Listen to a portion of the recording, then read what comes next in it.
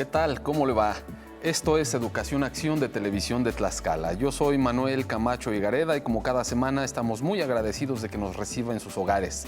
El tema de hoy es educación artística. Es un tema que ya habíamos abordado en un programa anterior, pero en vista del gusto que provocó en algunos de los televidentes, según nos manifestaron, y los temas que se quedaron con ganas de escuchar en mayor profundidad, hemos decidido hacer una segunda emisión. Vale la pena establecer un pequeño marco. En el programa anterior señalamos nosotros que la importancia de la educación artística radica en la posibilidad de formar sujetos integrales. También dijimos que la integralidad de los educandos es uno de los propósitos fundamentales del sistema educativo mexicano. Pero por integralidad también establecimos que debemos entender, así en términos llanos, en términos simples, el desarrollo pleno de las dimensiones social, intelectual, emocional y creativa de una persona. La educación artística, en principio, contribuye al objetivo de formación integral que se ha propuesto el sistema educativo mexicano. Es decir, un sujeto que recibe educación artística se esperaría que mostrara actitudes saludables de socialización, de acercamiento y un manejo amplio de información vigorosa, una imaginación potente para resolver situaciones de su vida y sobre todo situaciones de la vida social. A partir de esto surgen algunas preguntas. ¿Qué es la educación artística a manera de recuperación del concepto y de la noción? ¿Por qué existe la necesidad de formar sujetos integrales? ¿Proveer educación artística equivale a formar artistas? ¿Qué es, en todo caso, ser un artista? Más aún, ¿vivir del arte es una opción en México? Hablaremos de esto y mucho más, y nos apoyaremos en las ideas que ya vimos son muy nutritivas, son brillantes, de dos expertos como practicantes de disciplinas artísticas, pero sobre todo practicantes de la docencia en el campo artístico. Hablamos de la maestra Virginia de la Luz Montoya. Ella es artista plástica y ha tenido formación en materia artística en México, en España, en Italia, ha expuesto en muchos estados de la República y en varios países. Maestra Virginia de la Luz Montoya, bienvenida, gracias por acompañarnos nuevamente. Muchas gracias por la invitación, yo encantada. Es un placer para nosotros. De la misma forma nos acompaña el maestro Manuel Ramos Negrete. Él es compositor, es músico, es productor y sobre todo es uno de los artistas más importantes en estos campos que ya mencioné, composición, música y producción musical.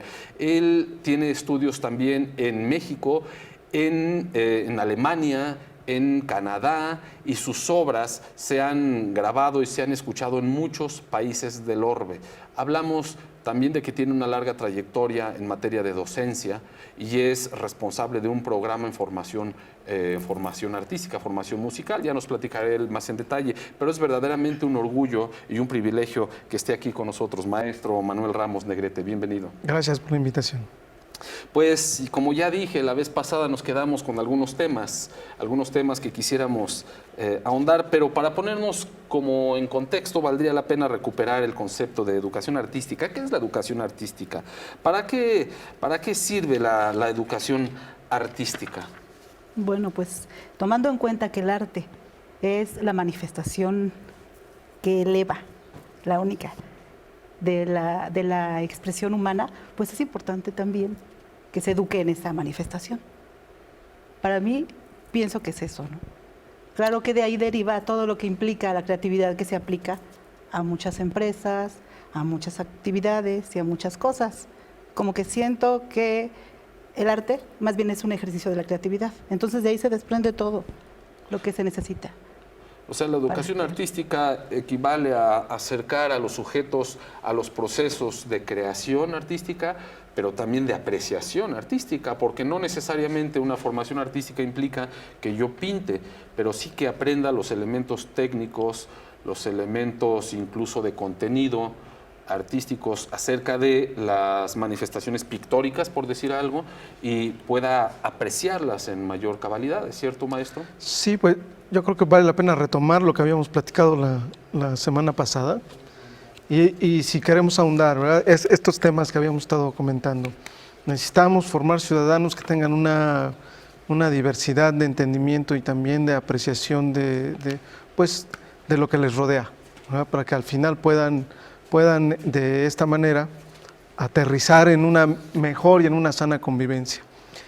Y creo que vale la pena sumar aquí otro concepto aquí muy interesante, que sería, aparte, ¿verdad?, de tener una formación típicamente complementaria, porque muchas veces se le ve así en la educación básica como un complemento, tiene también la función de hacer que el joven, los niños y el estudiante pueda desarrollar habilidades que me parecen las más importantes, las de entender su entorno y su identidad, ¿verdad? Entonces, que si vale la pena invertir en comprar un piano para la escuela primaria, en comprar una pantalla de plasma, ¿verdad?, en ponerle agua o retretes a los baños, bueno, entramos en una serie de calificaciones que a veces en el sistema educativo o en el sistema económico en el que estamos en el país, pues pone una balanza así, dice, bueno, ¿qué nos surge más? ¿Que funcionen los baños o que tengamos el piano vertical en el aula? Lo cual también no quiere decir que eso sea un motivo para que no tengamos esta formación integral. O sea que podemos no tener el piano de cola, podemos no tener el piano vertical, pero sí se puede enseñar arte en una escuela con un mínimo de recursos. Y ojalá, y verdad, la verdad es que hacemos votos siempre los que nos toca participar del lado de la formación, que en la mayor medida de lo posible tengamos una visión de nuestros líderes, ¿verdad?, que nos permita empujar estas pequeñas ideas. Sobre todo que sean sensibles a la necesidad de un sujeto pues con habilidades que se derivan de una exposición a las manifestaciones artísticas en sus distintas disciplinas. Claro, hay algunas disciplinas que resultan ser mucho más caras. Por ejemplo, si alguien quiere formarse en piano, pues deberá tener un piano a la mano. Y si en la escuela, en el plantel, con carencias, por ejemplo, de servicios, pues no logran satisfacer esa necesidad de los servicios, mucho menos podrían comprar un piano que cuesta pues algo de dinero, bastante dinero. Sí, ¿no? fíjate, ahorita recordé que también lo que platicábamos la semana pasada, y creo que ahorita tratando de ahondar en para qué sirve esta formación artística, también nos sirve para ser felices, para que tengamos una vida plena, para que podamos disfrutar pues prácticamente todo lo que nos rodea, ¿verdad? A veces la vida cotidiana te hace tan duro, ¿verdad?, por ir, pues, como decimos vulgarmente, detrás de la chuleta, pero si te tomas un momento de tu día, de la mañana, y observas un poco el amanecer o el campo, o incluso, ¿verdad?, la sonrisa y el decir el buenos días al vecino y a la gente que te rodea, seguramente tendríamos una vida más plena. Y eso, sin duda, esa sensibilidad y esa manera de entender y relacionarse, pues viene del arte. Usted hizo esta contraposición en la urgencia de atender las necesidades de servicios y necesidades materiales de un plantel antes que satisfacer la hipotética necesidad de formación artística, pero no necesariamente se contraponen, se puede hacer ambas cosas, porque también hay formación artística que no demanda una gran inversión económica, pero cuando anteponemos la urgencia de formar sujetos en los terrenos artísticos o formar sujetos en otras materias como español, como ciencias duras, matemáticas, ¿cuál es más urgente? ¿Qué es lo que merece mayor atención en el currículum? Pues yo creo que ya está a la par, por muchas razones. O sea, en la falta de atención que se da en esa área, también trae unas consecuencias muy fuertes para el artista. Ya en el ejercicio de adulto también las trae, porque no lo valoran. O sea, al no estar en la currícula como debe de estar, o estar así como, nada más así, como una probadita, también en el futuro, el artista todo lo vive como una probadita. Entonces, por ejemplo, si se pudiera valorar desde el inicio, como cualquier otra de las materias, también tendría ese mismo valor al final. Ahora es muy importante. Ya cada vez más las empresas están empleando el arte en su imagen corporativa. Bueno, porque ellas atribuyen un fuerte valor a la creatividad de los sujetos, ¿no? De hecho, se considera que la formación artística permite a un sujeto, la generación de un sujeto mucho más equilibrado, con un manejo de su naturaleza emocional mucho más eficiente y sobre todo con una gran inventiva, con una imaginación, ya decíamos al principio, para resolver situaciones de la vida real. Alguien que es capaz de crear en alguna disciplina artística muy probablemente ejercerá el mismo músculo y la misma sensibilidad para inventar nuevas formas de resolver otras situaciones, pues de otros ámbitos de la vida, ¿no? Sí, sin duda. Y creo que retomando la pregunta de qué poner en la balanza, si matemáticas, física, español o la educación artística, pues basta nada más regresar y retomar esos conceptos occidentales con los que se construyó pues básicamente lo que nos rodea, ¿verdad? Trivium y el quadrivium, que fueron ese modelo de formación humanística de, pues si mal no recuerdo, esto es antes del Renacimiento, estamos hablando de la Edad Media. Entonces, pues yo creo que vale la pena no despegarse de eso. Si lo seguimos teniendo como un modelo ideal, ¿verdad?, de formación, el mismo valor tiene la clase de pintura, el mismo valor tiene la clase de poesía que la clase de matemáticas y física en la formación de nuestros jóvenes y de nuestros niños. Claro, claro. Aquí, de todos modos... y deporte, perdón, me olvidé decir el deporte. Sí, el deporte a la par, ¿no? Vale, sin embargo, preguntarnos por qué razón en algunas sociedades sus programas educativos le dan más peso a la educación artística que en otras, ¿no? Más aún hay quienes se preguntan, ¿la educación artística es en sí misma un fin o es un instrumento para lograr propósitos mayores? Yo creo que la clave, si están ustedes de acuerdo conmigo, radica en que hacemos sujetos más capaces de enfrentar la vida personal y la vida social con mayores herramientas, porque es un sujeto mucho más sensible, pero no sensible en términos de que vea un amanecer y se ponga a llorar de sentimiento, sino sensible a la existencia de otros sujetos con su complejidad y encontrar maneras adecuadas de lidiar con esa complejidad para resolver situaciones, ¿no? Ahora, un elemento clave que mencionó la maestra Vica Luz es, como le decimos las personas que la tratamos y le tenemos mucho aprecio, pero ella es Virginia de la Luz Montoya. Ella mencionó el término creatividad. ¿Qué es la creatividad? ¿Es un asunto solamente de artistas? O sea, nada más un artista es creativo. ¿Cómo la creatividad que fomenta la educación artística puede contribuir a que un ingeniero, a que un contador, un abogado, un médico, por mencionar algunas profesiones, sea pues mejor profesionista? Sí.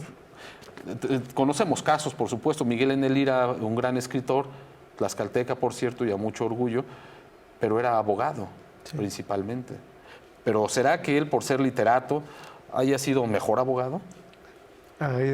Ahí sí no sabría decirte, no conozco tan a fondo la vida de Miguel N. Lira, pero lo que sí te puedo comentar, te puedo decir es que el acto de creación pues no se reduce a un momento, vamos a decirlo así, de expresión artística, que sería la transformación de esa parte creativa.